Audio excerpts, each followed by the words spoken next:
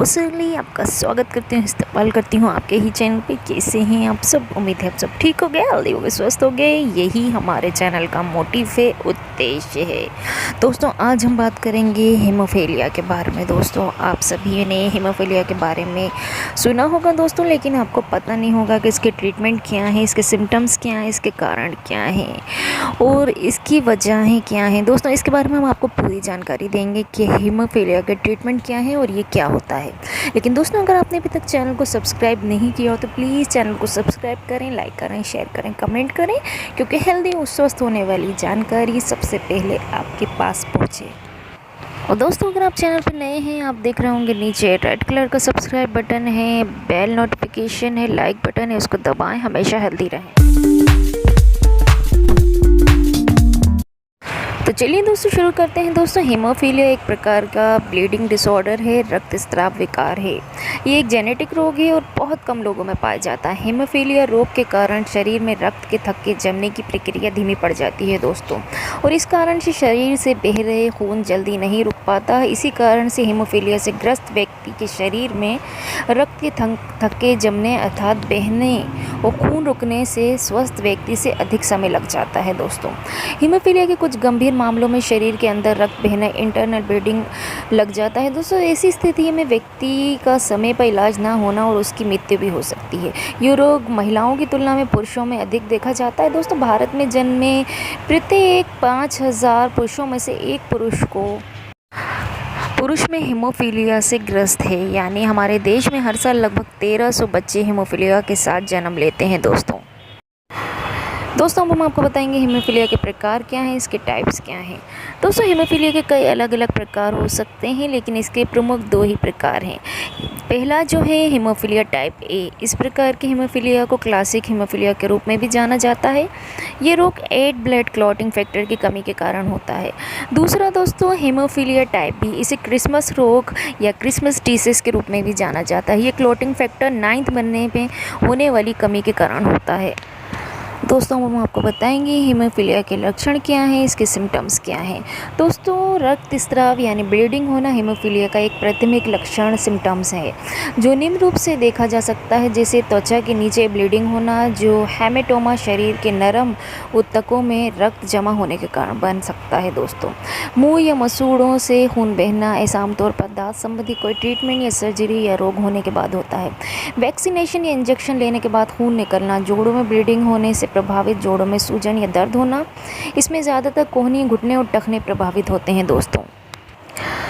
बार बार नाक से खून बहना, जिसे रोकना मुश्किल हो जाना, मुश्किल डिलीवरी के बाद नवजात के सिर से खून दिखाई देना, पाचन प्रणाली में ब्लीडिंग होने से उल्टी या मल या पेशाब में खून दिखना, मस्तिष्क में ब्लीडिंग होने के कारण सिर दर्द, उल्टी या दौरे की समस्या हो सकती है दोस्तों। हीमोफीलिया ब्लीडिंग डिसऑर्डर एक गंभीर समस्या है, जिसके समय पर देखभाल न होने पर यह जानलेवा स्थिति पैदा हो सकती है। यदि आपको इनमें से कोई भी लक्षण महसूस हो रहा है या फिर किसी अन्य कारण से आपको लग रहा है कि आप हीमोफीलिया से ग्रसित हैं, तो फ़ौरन अपने डॉक्टर से संपर्क करें। दोस्तों हम आपको बताएंगे हीमोफीलिया के कारण क्या हैं, इसके कॉजेज़ क्या हैं। दोस्तों रक्त के थक्के जमने की प्रक्रिया यानी ब्लड क्लॉटिंग प्रोसेस को कंट्रोल करने वाली जीन में गड़बड़ी यानी म्यूटेशन होना ही लगभग सभी प्रकार की हीमोफीलिया की प्राथमिक कारण है दोस्तों। रक्त के थक्के जमना एक ऐसी प्रक्रिया है जो किसी खुले घाव को बंद करके ब्लीडिंग रोक देती है। हीमोफीलिया ए और बी का कारण बनने वाली जीन में म्यूटेशन का लगभग 1/3 हिस्सा माता पिता से प्राप्त होता है दोस्तों। बाकी का म्यूटेशन अपने आप हो जाता है। यहाँ तक कि जिन लोगों के परिवार में किसी को हीमोफीलिया की समस्या नहीं है, उन्हें भी ये रोग हो सकता है। जिन लोगों को बिना किसी फैमिली हिस्ट्री के हीमोफीलिया हो जाता है, उस स्थिति को एक्वायर्ड हीमोफीलिया कहा जाता है। शरीर की प्रतिरक्षा प्रणाली द्वारा क्लॉटिंग फैक्टर 8 और 9 को नुकसान पहुँचाना एक्वायर्ड हीमोफीलिया का सबसे प्रमुख कारण हो सकता है। आमतौर पर निम्न स्थितियों में इम्यून सिस्टम क्लॉटिंग फैक्टर 8 और 9 को नुकसान पहुँचाने लगता है। दोस्तों हीमोफीलिया होने के जोखिम कारक परिवार से पहले किसी को हीमोफीलिया होना, फैमिली हिस्ट्री इसका सबसे बड़ा जोखिम कारक माना जाता है। इसके अलावा पुरुष होना भी हीमोफीलिया का जोखिम कारक हो सकता है, क्योंकि इसके मामले महिलाओं से ज़्यादा पुरुषों में पाए जाते हैं। हालांकि ये बिना फैमिली हिस्ट्री वाले लोगों को भी हो सकता है। हाल ही में करीब 33% बच्चे ऐसे हैं जिनमें हीमोफीलिया की पुष्टि हुई है, लेकिन उनकी फैमिली हिस्ट्री में किसी को ये ब्लीडिंग डिसऑर्डर नहीं था। इन मामलों के पीछे कारण है क्लॉटिंग फैक्टर, प्रोटीन बनने वाले जीन में किसी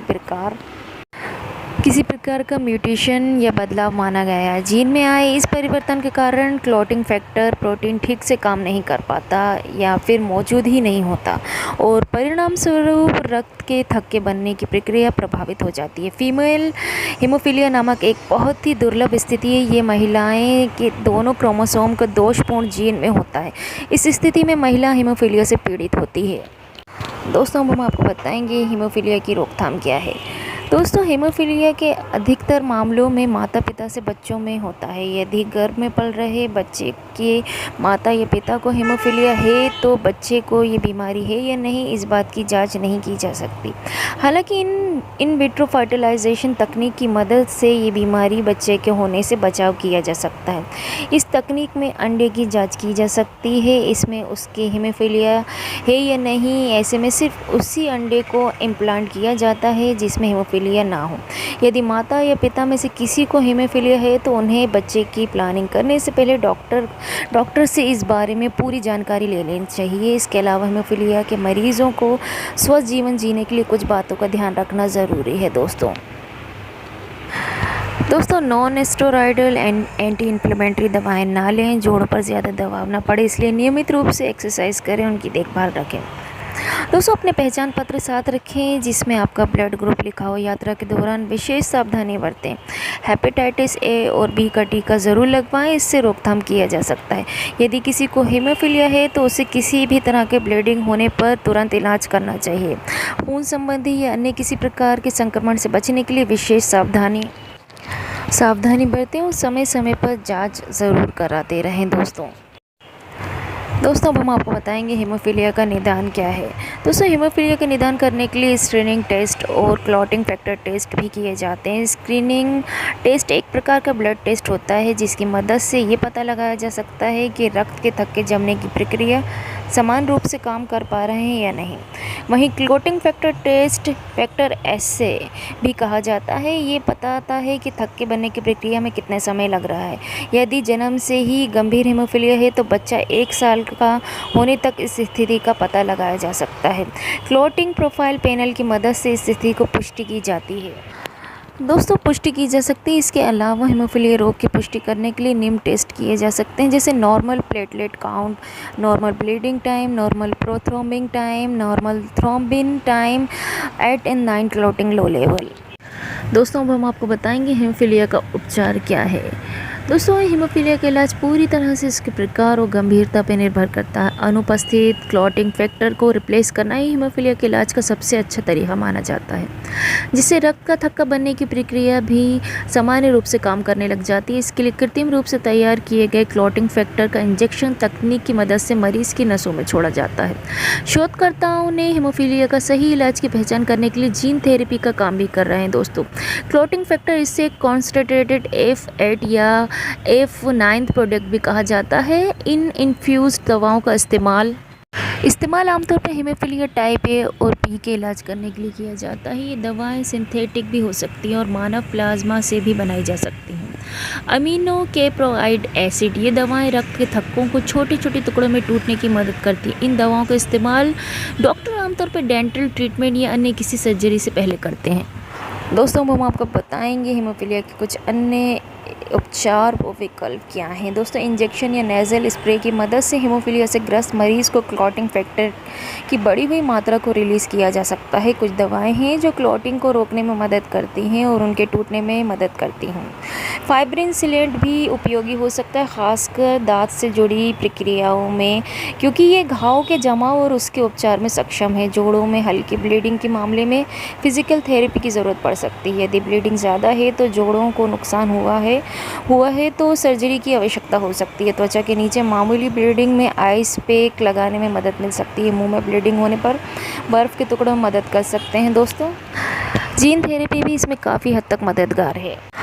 दोस्तों, non factor replacement therapy haemophilia के इलाज में इस्तेमाल किए जाने वाली ये दवाएं नई तकनीक पर आधारित हैं। इनमें सिंथेटिक प्रोटीन का इस्तेमाल किया जाता है जो क्लॉटिंग फैक्टर की एक नकली कॉपी के रूप में काम करता है। दोस्तों, फिजिकल थेरेपी कुछ गंभीर मामलों में यदि हीमोफीलिया के कारण आपके शरीर के जोड़ क्षतिग्रस्त हो गए हैं तो ऐसे में फिजिकल थेरेपी की मदद से उन्हें रिहेबिलिटेशन दी जाती है। दोस्तों, दर्द निवारण, यदि हीमोफीलिया के किसी कारण से आपके दर्द भी हो रहा है तो पेन मैनेजमेंट थेरेपी के रूप में डॉक्टर आपको कुछ अन्य दवाएं दे सकते हैं जिनकी मदद से आप दर्द से छुटकारा पा सकते हो। दोस्तों, हीमोफीलिया महिलाओं की अपेक्षा पुरुषों में अधिक कॉमन होता है, लेकिन महिलाओं को भी इस डिसऑर्डर का शिकार हो सकती हैं। दोस्तों, इस समस्या के कारण लड़कियों और महिलाओं में पीरियड के दौरान हैवी ब्लीडिंग की समस्या हो सकती है। वहीं डिलीवरी के बाद अधिक ब्लीडिंग का खतरा भी बना रहता है। हीमोफीलिया की समस्या हीमोफीलिया ए क्लॉटिंग फैक्टर 8 में कमी और हीमोफीलिया बी क्लॉटिंग फैक्टर 9 में कमी के कारण पैदा होता है। क्लॉटिंग फैक्टर जितना कम होता है उतनी तेज़ी से खून के बहने की संभावना बढ़ जाती है। ब्लीडिंग की समस्या बाहरी फिर आंतरिक रूप से भी हो सकती है। दोनों ही खतरनाक स्थितियां हैं। दोस्तों, अब हम आपको बताएंगे कि रिप्लेसमेंट थेरेपी क्या है। दोस्तों, जब भी आपको चोट लगती है तो आपने देखा होगा कुछ समय तक खून निकलने के बाद उस स्थान पर खून का थक्का या ब्लड क्लॉट जम जाता है। ब्लड क्लॉट के कारण ही खून निकलना बंद होता है। अब सोचिए, अगर खून का थक्का ना जमे तो क्या होगा। जी हाँ, आप बिल्कुल सही समझ रहे हैं, खून तो बहता ही रहेगा। जब किसी व्यक्ति के खून ना जमने की समस्या होती है तो उससे हीमोफीलिया का सामना करना पड़ता है। इस कारण भी गंभीर हेल्थ कॉम्प्लिकेशंस हो सकती हैं। दोस्तों, हीमोफीलिया की समस्या में पेशेंट में या तो क्लॉटिंग फैक्टर 8 या clotting factor 9 single clotting factor protein miss हो जाता है। दोस्तों, इस कारण से सीरियस ब्लीडिंग की समस्या पैदा होने लगती है।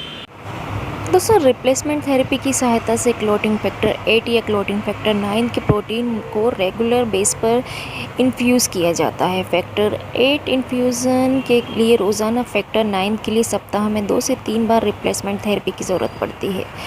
रिप्लेसमेंट थेरेपी की सहायता से हीमोफीलिया का इलाज किया जाता है, लेकिन इसकी लागत अधिक होती है। अगर ओवरऑल बात की जाए तो हेल्थ सिस्टम के साथ पेशेंट के लिए भी हीमोफीलिया का इलाज सरल नहीं होता। इसकी लागत इसे कठिन बना देती है। दोस्तों, अब हम आपको हीमोफीलिया के इलाज जीन थेरेपी से बताएंगे। दोस्तों, हीमोफीलिया के इलाज के लिए जीन थेरेपी एक नई उम्मीद के रूप में सामने आई है। इस ट्रीटमेंट के दौरान क्लॉटिंग फैक्टर 8 या क्लॉटिंग फैक्टर 9 की नई वर्किंग कॉपी तैयार की जाती है। जीन थेरेपी के अंतर्गत सेल्स यानी कोशिकाओं में जीन की सुविधा उपलब्ध कराई जाती है ताकि वो प्रोटीन बनने में सहायता प्रदान करें। इसके लिए लीवर को सबसे उपयुक्त माना जाता है। फिलहाल अभी हीमोफीलिया की जीन थेरेपी ट्रायल दौरान AAV यानी एडेनो एसोसिएट वायरस का इस्तेमाल बॉडी में जीन पहुँचाने के लिए किया जा रहा है। वायरस को लीवर में डाला जाता है, फिर वो लीवर सेल में जीन इंसर्ट करता है। चूँकि वायरस खुद की संख्या नहीं बढ़ाता है, इसलिए व्यक्ति के बीमार पड़ने का खतरा भी कम हो जाता है। ऐसे में लीवर को बहुत कम खतरा रहता है। इस तरह से ब्लीडिंग की समस्या को रोकने के लिए जीन थेरेपी का इस्तेमाल किया जाता है। दोस्तों, अभी भी हीमोफीलिया के लिए जीन थेरेपी का काम चल रहा है। उम्मीद है कि सामने अधिक बेहतर रिजल्ट आएंगे। दोस्तों, अब हम आपको बताएंगे डिस्मोप्रोसिन के बारे में। दोस्तों, जिन लोगों को हीमोफीलिया के माइल्ड लक्षण नज़र आते हैं उनमें डिस्मोप्रोसिन प्रोटीन की हेल्प से हीमोफीलिया का इलाज किया जाता है। डिस्मोप्रोसिन मैन मेड हार्मोन है जिसका इस्तेमाल हीमोफीलिया के ए की ट्रीटमेंट में किया जाता है। ये हीमोफीलिया बी में कारगर सिद्ध नहीं होता है। डिस्मोप्रोसिन क्लॉटिंग फैक्टर 8 और वॉन विलेब्रांड को स्टिमुलेट करने का काम करता है। ये ब्लड में प्रोटीन के स्तर को भी बढ़ाता है। वॉन विलेब्रांड फैक्टर 8 को बाइंड करने का काम करता है जो रक्त में लंबे समय तक रहता है। डिस्मोप्रोसिन इंजेक्शन या फिर नेजल स्प्रे माध्यम से दिया जाता है। दोस्तों, अब बात करेंगे एंटी फाइब्रोनोलिटिक दवाओं के बारे में। दोस्तों, रिप्लेसमेंट थेरेपी के दौरान एंटी फाइब्रोनोलिटिक दवाओं का इस्तेमाल किया जाता है। इन दवाओं के सेवन से ब्लड क्लॉट बनने में मदद मिलती है। इन दवाओं को पिल्स के रूप में लिया जाता है। जिन लोगों को मसूड़ों से खून निकलने की समस्या, नाक से खून निकलना या फिर इंटेस्टाइनल ब्लीडिंग की समस्या को रोकने के लिए किया जाता है इसका इस्तेमाल। दोस्तों हीमोफीलिया के इलाज के दौरान इन बातों का ध्यान रखें। दोस्तों जैसे कि हमने आपको बताया, हीमोफीलिया की बीमारी होने पर चोट लगना गंभीर साबित हो सकता है, इसलिए ट्रीटमेंट के साथ साथ खुद को चोट के खतरे से बचाना बेहद ज़रूरी है।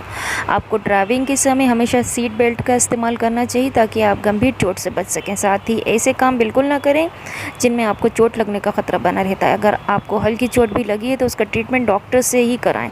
अगर आपको मसूड़ों से खून आता है तो इसे आम समस्या ना समझें। हीमोफीलिया के दौरान ये समस्या गंभीर स्थिति पैदा कर सकती है। आपको डॉक्टर से पूछना चाहिए कि आपको किन सावधानियों की आवश्यकता है। दोस्तों आपको या फिर बच्चे को हीमोफीलिया किस प्रकार का, उसी के अनुसार ट्रीटमेंट दिया जाता है। रिप्लेसमेंट थेरेपी का इस्तेमाल माइल्ड हीमोफीलिया के लक्षणों को कम करने के लिए किया जाता है। कुछ केसेस में DDAVF यानी डिस्प्रोमेसिन एकेट का इस्तेमाल फैक्टर 8 की बॉडी लेवल को बढ़ाने के लिए किया जाता है। सेवर हीमोफीलिया का ट्रीटमेंट के लिए भी रिप्लेसमेंट थेरेपी का इस्तेमाल किया जाता है। जब कभी भी किसी व्यक्ति को चोट लग जाए तो उसे तुरंत ट्रीटमेंट की बहुत ज़रूरी होता है। दोस्तों अगर ट्रीटमेंट ना मिल पाएगा तो अधिक मात्रा में खून बह जाएगा जो बेहद ख़तरनाक साबित हो सकता है। दोस्तों हम आपको बताएंगे क्या उपचार में कोई जटिलताएं हैं। दोस्तों महज 10% से 15% लोगों को हीमोफीलिया एंटीबॉडी के लिए एक रेजिस्टेंस प्रतिरोध विकसित करते हैं, जिसे अवरोधक के रूप में माना जाता है। ऐसे मामलों में उपचार अत्यंत कठिन हो जाता है क्योंकि दवाई देने के बाद शरीर उस तरह से रिस्पॉन्स नहीं करती जैसे करना चाहिए। दोस्तों अवरोधक वाले लोग अक्सर जोड़ों में दर्द और अन्य समस्याओं के बढ़ने का अनुभव कर सकते हैं। हीमोफीलिया एक जानलेवा बीमारी नहीं है और ये जीवन की गुणवत्ता को प्रभावित नहीं करती, लेकिन रक्त के माध्यम से संचारित रोगों को ट्रांसमिटेड डिसीज के जाने के कारण हीमोफीलिया से पीड़ित रोगियों की मृत्यु हो सकती है। यदि प्लाज्मा का ठीक से टेस्ट नहीं किया जाए और गाइडलाइंस का पालन नहीं किया जाए तो रोगी की मौत होने की संभावना काफ़ी बढ़ जाती है। दोस्तों अब हम आपको बताएंगे जीवन शैली में आपका मैनेजमेंट प्रबंधन क्या होना चाहिए। दोस्तों हीमोफीलिया एक जीवन भर रहने वाली बीमारी है, इसलिए जीवन शैली में कुछ बदलाव करके आप इसे कंट्रोल कर सकते हो। नियमित रूप से एक्सरसाइज करें। वॉकिंग और स्विमिंग जैसी एक्सरसाइज मांसपेशियों को मजबूत बनाती हैं और शरीर की सुरक्षा प्रदान करती हैं। कुश्ती और फुटबॉल जैसे स्पोर्ट्स खेलने से बचें। दोस्तों कुछ दवाओं से बचें जैसे एस्प्रिन और इब्रोफिन जैसी दवाओं से ब्लीडिंग बढ़ सकती है और इससे रक्त थक्के बनने में भी रुकावट आती है, इसलिए इन दवाओं का यूज़ ना करें। दांतों को स्वच्छता बनाए रखें। अगर आपको हीमोफीलिया है तो कैविटी और दांतों से जुड़ी समस्याओं से बचें, ये ब्लीडिंग का कारण बन सकती हैं। दोस्तों बच्चों के लिए सेफ्टी टिप्स। घर का फर्नीचर किनारे से गोल शेप में होना चाहिए, एक समान होना चाहिए। इससे बच्चों को चोट लगने और ब्लीडिंग से बचाने में मदद मिलती है। कोहनी, पैड, हेलमेट, सेफ्टी बेल्ट और नी पैड जैसी चीज़ें बच्चों को चोट लगने से बचा सकती हैं। बच्चों को नकीली चीज़ों से संपर्क में आने से बचाएं। दोस्तों मेडिकल अलर्ट ब्रेसलेट पहनने से चिकित्सा कर्मियों की सूचित किया जाएगा बच्चे को हीमोफीलिया, और साथ ही ये भी बताया जाएगा कि इलाज के लिए ज़रूरी क्लॉटिंग फैक्टर क्या है। ये बच्चे का जीवन बचा सकता है। दोस्तों काउंसलिंग, एक चिकित्सक या काउंसलर ये तय करने में मदद कर सकता है कि हीमोफीलिया से ग्रसित बच्चा किस प्रकार की एक्टिविटी में अच्छा प्रदर्शन कर सकता है ताकि वे सामाजिक रूप से खुद को अलग थलग महसूस ना करें। दोस्तों हीमोफीलिया की स्थिति के बारे में सूचना। जो भी बच्चे की देखभाल करता है, रिश्तेदार, टीचर्स, दोस्त या कोई और, उन्हें बच्चे की हीमोफीलिया की स्थिति के बारे में सूचित किया जाना चाहिए। दोस्तों जटिलताएं क्या हैं हीमोफीलिया की। दोस्तों यदि समय पे हीमोफीलिया की देखभाल ना की जाए तो निम्न समस्याएं हो सकती हैं, जैसे शरीर के अंदरूनी हिस्सों में ब्लीडिंग होना, शरीर के जोड़ों में रक्त स्राव होने के कारण उनमें क्षति होना, बार बार रक्त चढ़ाने की आवश्यकता के कारण संक्रमण के खतरे बढ़ना। इसके अलावा कुछ मामलों में इम्यून सिस्टम अवरोधक का भी उत्पादन कर सकती है जो क्लॉटिंग फैक्टर्स के निष्क्रिय बना देती है। ऐसी स्थिति में क्लॉटिंग फैक्टर ट्रीटमेंट काम नहीं कर पाता। दोस्तों अब हम आपको बताएंगे हीमोफीलिया के वैकल्पिक उपचार क्या हैं, अल्टरनेटिव थेरेपीज़ क्या हैं। दोस्तों वैकल्पिक उपचार तनाव को कम करने, दर्द में सुधार करने, नींद की क्वालिटी बढ़ाने में, संपूर्ण स्वास्थ्य को बेहतर करने में मदद करते हैं। किसी भी वैकल्पिक दवाओं को शुरू करने से पहले अपने डॉक्टर से सलाह ज़रूर लें। ऐसा इसलिए क्योंकि कुछ वैकल्पिक दवाएं क्लॉटिंग के उपचार में मदद कर सकती हैं, लेकिन उन्हें सिर्फ अपने डॉक्टर की सलाह पर ही लें। दोस्तों जैसे कि मेडिटेशन और ताई ची जोड़ों में ब्लीडिंग होने के कारण ये मन को शांत करने और दर्द से निपटने में मदद करते हैं।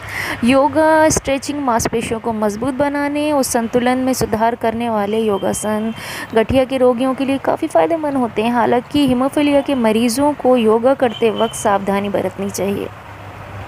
दोस्तों मसाज थेरेपी मालिश इस तरह की जानी चाहिए कि मांसपेशियों पर ज़्यादा दबाव ना हो दोस्तों, दबाव ना पड़े, नहीं तो ब्लीडिंग हो सकती है। दोस्तों मालिश से शरीर के दर्द में कमी और तनाव में राहत और मांसपेशियों के ऐंठन को दूर करने में मदद मिलती है दोस्तों। एक्यूप्रेशर, एक्यूपंक्चर दोस्तों दोनों ही मांसपेशियों के ऐंठन और पुराने दर्द को कम करने में मददगार साबित होते हैं। हालांकि एक्यूपंक्चर का उपयोग केवल रिप्लेसमेंट ट्रीटमेंट के फर्स्ट डोज के बाद ही किया जाना चाहिए। एक्यूप्रेशर हेमोफीलिया के रोगियों के लिए एक्यूपंक्चर से अधिक फ़ायदेमंद हो सकता है। तो दोस्तों ये था हमारा वीडियो हेमोफीलिया ट्रीटमेंट पे, जिसमें हमने आपको हेमोफीलिया जीन थेरेपी और हेमोफीलिया क्या है, इसके सिम्टम्स क्या हैं, इसके कारण क्या है, इसकी हमने पूरी जानकारी दी। दोस्तों अगर आपको वीडियो पसंद आया हो तो प्लीज़ चैनल को सब्सक्राइब करें, लाइक करें, शेयर करें, कमेंट करें। Thank you for watching.